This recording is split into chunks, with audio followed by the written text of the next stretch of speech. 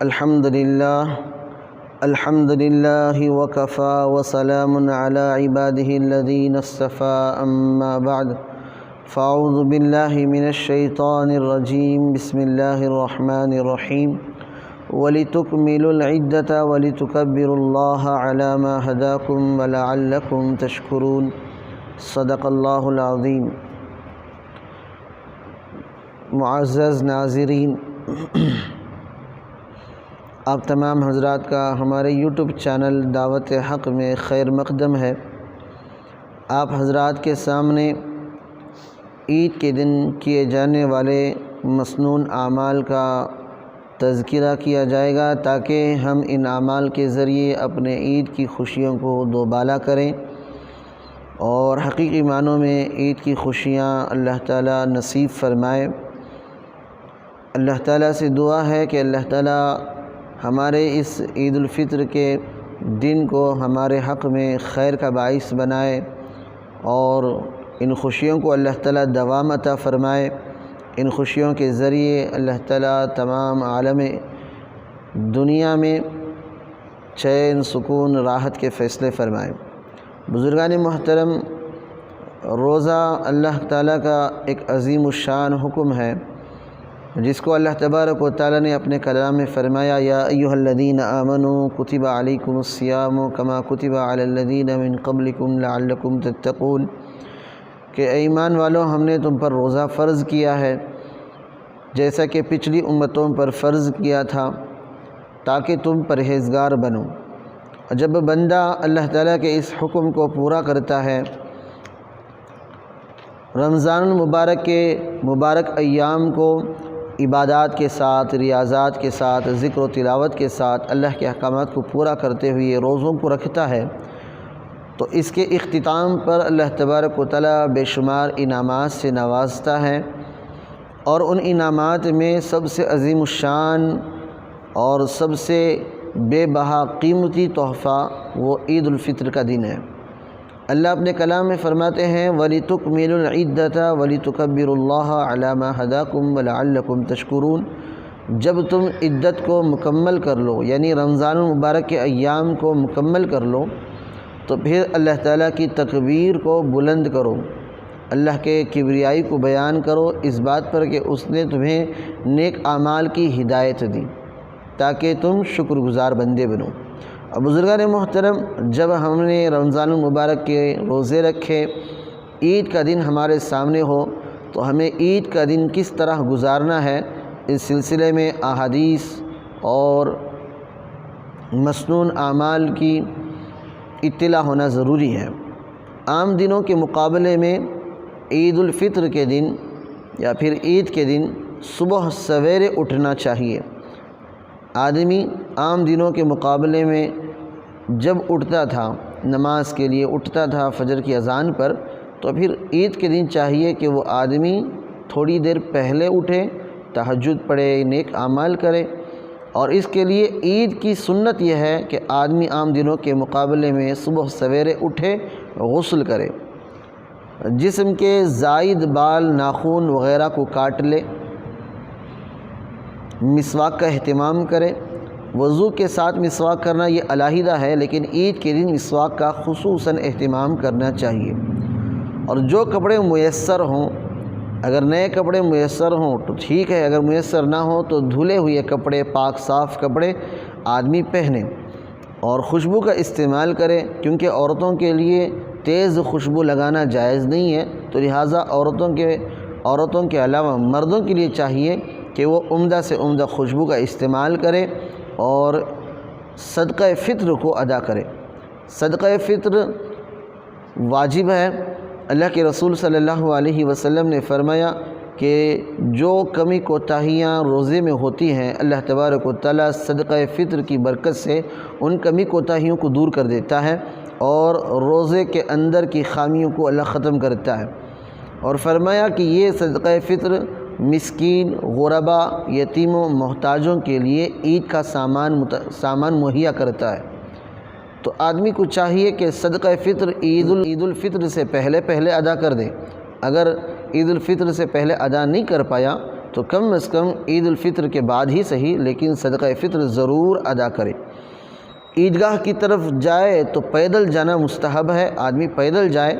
اگر عذر کی بنیاد پر سواری پر جانا پڑ جائے تو آدمی سواری پر جا سکتا ہے، لیکن مسنون طریقہ یہی ہے کہ آدمی عیدگاہ کو تکبیرات کہتے ہوئے پیدل جائے، اور پیدل جانا اگر ممکن نہ ہو تو پھر آدمی سواری پر بھی جا سکتا ہے۔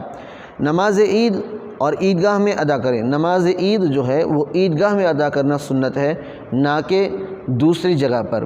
ہاں اگر کوئی عذر ہو، شرعی عذر ہو، یا پھر کوئی اگر دوسری وجہ ہو تو وجہ کی بنیاد پر عیدگاہ کے علاوہ مساجد میں یا پھر دوسری جگہ بھی ادا کر سکتا ہے، لیکن عید الفطر کی نماز یا عید الاضحیٰ کی نماز دونوں عیدین کو عیدگاہ میں ادا کرنا ضروری ہے، مسنون ہے۔ اور تکبیرات کہتے ہوئے جائے۔ تکبیرات کیا ہے؟ اللہ اکبر لا الہ الا اللہ، اللہ اکبر وللہ الحمد۔ عید الفطر کی نماز کے لیے جانے سے پہلے کچھ کھا لے۔ میٹھی چیز کھانا اچھی چیز ہے، اور میٹھی میں بھی کھجور ہے، چھوارے ہیں، اسے کھانا مستحب ہے۔ اگر آدمی کو کھجور میسر ہو تو کھجور استعمال کرے، اگر کھجور میسر نہ ہوں تو پھر آدمی چھوارے استعمال کرے، چھوارے بھی میسر نہ ہوں تو کوئی بھی میٹھی چیز آدمی کھا کر عیدگاہ کی طرف جائے۔ نماز عید ادا کرنے کے بعد واپسی پر دوسرے راستوں سے آئے۔ ایک ہے عیدگاہ جانا اور دوسرا ہے عیدگاہ سے واپس ہونا۔ عیدگاہ کو جائے تو پھر سب مل کر مسلمان اکٹھے ہوں اور سب جمع ہوں، لیکن جب عید کی نماز ادا کر لیں اور عید کے تمام اعمال کو مکمل کر لیں تو الگ الگ راستے سے، متفرق راستے سے داخل ہوں۔ یہ مسنون طریقہ ہے۔ ہر ایک کو مبارک بادی دے، تقبل اللہ منا ومنکم، ان الفاظ کے ذریعے سے آدمی ایک دوسرے کو مبارک بادی دے، مصافحہ کرے، معانقہ کرے، جبکہ کوئی تکلیف نہ ہو۔ اگر مصافحہ اور معانقے سے تکلیف ہونے کا اندیشہ ہو تو آدمی مصافحہ اور معانقے سے باز رہے، اس لیے کہ عام طور پر دیکھا جاتا ہے کہ لوگ مصافحہ اور معانقہ کرنے کے چکر میں لوگوں کے پیر کھنل دیتے ہیں، کسی کو دھکا دے دیتے ہیں، کسی کو پریشان کرتے ہیں۔ تو زیادہ مناسب یہ ہے کہ آدمی سہولت کے ساتھ اگر مصافحہ معانقہ ہو سکتا ہے تو کرے، ورنہ میرے بھائیوں عزیزوں تکلیف پہنچانا حرام ہے، تو لہٰذا ایک مستحب عمل کے لیے حرام کام کرنے کی ضرورت نہیں ہے۔ ہاں اگر سہولت ہے تو پھر مصافحہ معانقہ کر سکتا ہے۔ اپنی وسعت کے مطابق محتاجوں پر خرچ بھی کرے۔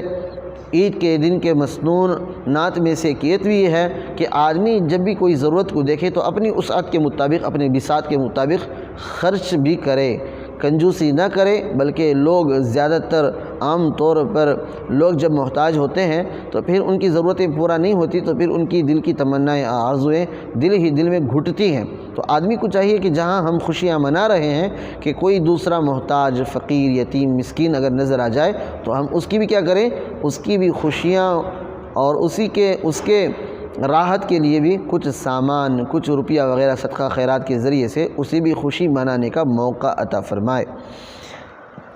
یہ وہ اعمال ہیں جن اعمال کے ذریعے سے ہمیں عید الفطر منانا ہے۔ ان کے علاوہ دیگر جتنے اعمال ہیں جو غیر شرعی ہیں، مثال کے طور پر ہلدی پانی ہے یا پھر ایسی چیزیں جو شریعت میں نہیں ہیں کہ آدھا روزہ رکھنا، یہ ساری کی ساری چیزیں ایسی ہیں جس میں دین کی کوئی حقیقت نہیں ہے کہ ہاں عیدی دینے کے مقابلے میں بھی یہی ہے کہ عیدی دینا کوئی واجب یا فرض نہیں ہے۔ ہاں البتہ اپنے گھروں کے متعلقین کے لیے، بچوں کے لیے عیدی کے نام پر کچھ اگر آدمی ہدیہ دے تو زیادہ بہتر ہے، کیونکہ خوشیاں عیدی کی وجہ سے دگنی ہو جاتی ہیں۔ تو آدمی کو چاہیے کہ وہ اپنے ماتحتوں اور بچوں اور گھر کے دوسرے احباب کے لیے عیدی کا بھی انتظام کرے۔ یہ عیدی حقیقت میں ہدیہ ہے کہ آدمی خوشی سے ایک دوسرے کو دیتا ہے۔ خوشی کے موقع پر آدمی کو بھی چاہیے کہ اپنے گھر کے افراد کے لیے، بیوی ہے، بچے ہیں یا پھر دیگر احباب ہیں، ان کے لیے عیدی کے نام پر ہدیہ کچھ بھی دے سکتا ہے، اس میں کوئی حرج کی بات نہیں ہے۔ اب میرے بھائیوں عزیزوں، عید کے دن ہمارا حال یہ ہے کہ ہم لوگ پورا رمضان اعمال کرتے ہیں، نیک اعمال کرتے ہیں، روزہ رکھتے ہیں، لیکن عید کے دن ان تمام اعمال کو ہم کیا کرتے ہیں؟ برباد کر دیتے ہیں۔ عید کی نماز کے نام پر ادھر ادھر گھومنے چلے جاتے ہیں، نمازوں کی پابندی نہیں ہوتی، عید کے نام پر وقت کو سونے میں اور دیگر فضولیات میں ایسا وقت برباد کرتے ہیں کہ ہمیں نیک اعمال جو رمضان میں کیے تھے ان سارے اعمال کو ہم کیا کر دیتے ہیں، برباد کر دیتے ہیں۔ تو لہٰذا ہمیں احتیاط کے ساتھ عید کی خوشیاں منانے کی بھی حدود ہیں۔ یہ وہ اعمال ہیں جن اعمال کے ذریعے سے ہمیں عید منانا ہے، جن اعمال کو میں نے مسنون نعت بول کر آپ کو بتایا، اور ان کے علاوہ دیگر جو اعمال ہیں وہ سب کے سب لغو ہیں، بیکار ہیں۔ آدمی کو چاہیے کہ ان اعمال کے ساتھ وہ زندگی گزارے۔ دعا فرمائیں کہ اللہ تبارک و تعالی ہم سب کو اس عید کی خوشیاں بھرپور عطا فرمائے اور پورے سال کی برکتیں رحمت نصیب فرمائے۔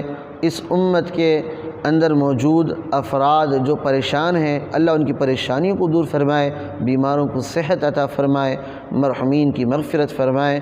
اللہ تعالی ہم سب کو نیک اعمال کے ساتھ زندگی گزارنے کی توفیق عطا فرمائے۔ وما علینا الا البلاغ۔ السلام علیکم ورحمۃ اللہ وبرکاتہ۔